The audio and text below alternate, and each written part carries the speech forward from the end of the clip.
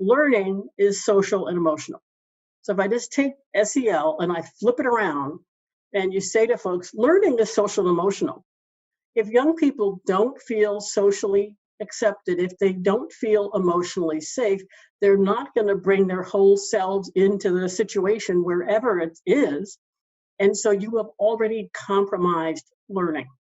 So if we know that fundamentally learning is social and emotional, and when you look at the reports from the National Commission, what we ended up doing was shifting from an emphasis on naming and defining the skills to shifting to a space of defining what makes an optimal learning environment. And it starts with relationships.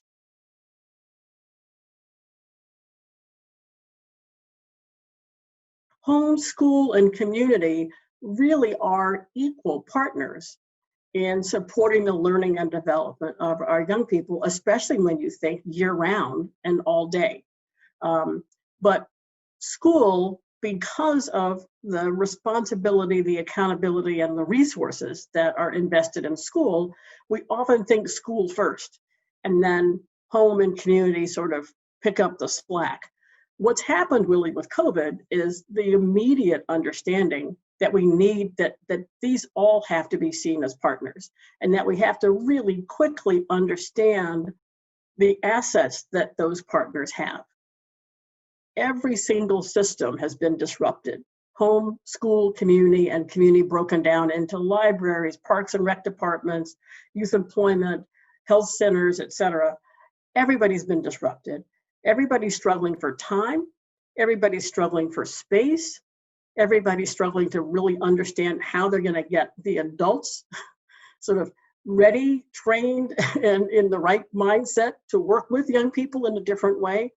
Everybody is really tapping into whatever relationships they have. We could make that list go on.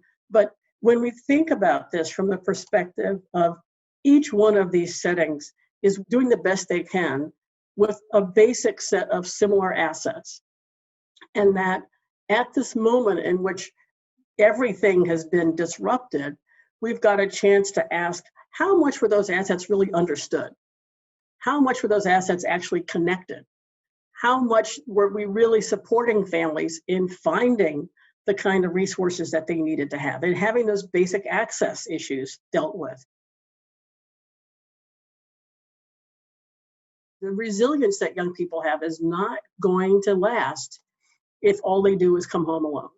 So what we have an opportunity to do as youth organizations is essentially be the backup, and not just see ourselves as the backup for when schools are closed, even begin to proactively ask the question, are there opportunities for us to basically create the primary hubs where young people spend their time? What's happened to you since you were last in school? That was a good thing. Where have you had a chance to actually be resilient, build new skills, use those skills, make new relationships, so that we don't assume that from a deficit perspective, nothing has happened or only loss has happened. And therefore, what we need to do is to come in and fix everybody. That's one of the things that we're really going to have to be very careful about, is not assuming that everybody was broken or that a lot of kids who were vulnerable were broken and that the first thing we have to do is fix them. So the best way to not lean in that direction is to actually engage them as the connectors. We're acknowledging that as important as it is to build competencies and to expand from talking about academic competence to social and emotional competencies and cognitive competencies, it's also important to understand that young people's success is equally dependent on their ability to build an integrated sense of identity and have a sense of agency. And we don't spend enough time on those two things.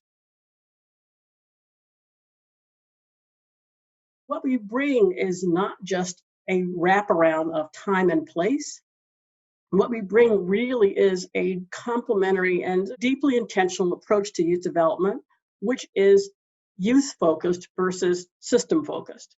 And that really is what I think we need to be sort of galvanizing